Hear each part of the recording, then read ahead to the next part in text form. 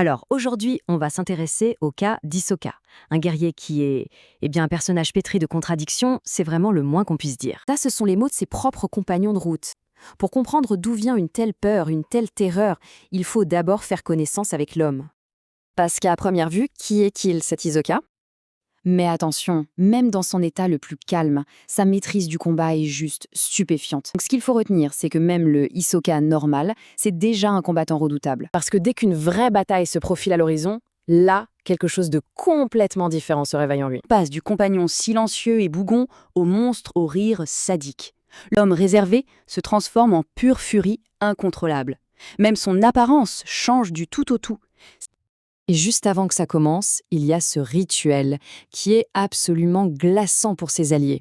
D'abord, un sourire étrange se dessine sur son visage et il se met à rire. Puis, très calmement, il sort un petit couteau, se rase la tête et la barbe. Il enlève ses vêtements pour une simple jupe en peau d'ours, pieds nus.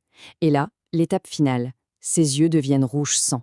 Le carnage peut commencer. On imagine la scène pour ses compagnons, la confusion et la terreur. Et une fois déchaîné, sa férocité est juste incroyable.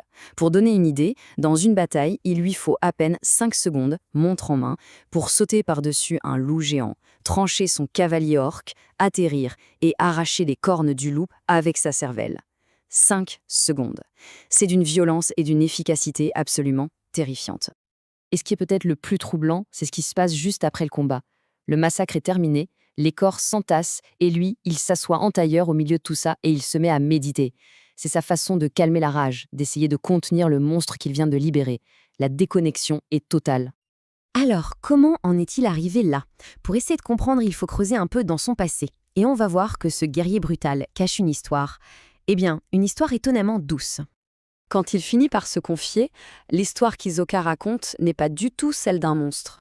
Au contraire, c'est celle d'une vie qui a été, pendant longtemps, très paisible.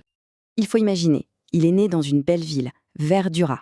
Son père était avocat, sa mère violoniste. Il a donc reçu une éducation tournée vers la culture, la musique. Et à l'âge de 15 ans, il se découvre une passion dévorante pour la cuisine. Oui, la cuisine. On est à des années-lumière des champs de bataille sanglants, pas vrai? La question est donc évidente. Comment passe-t-on d'un jeune cuisinier passionné à ce berserker terrifiant?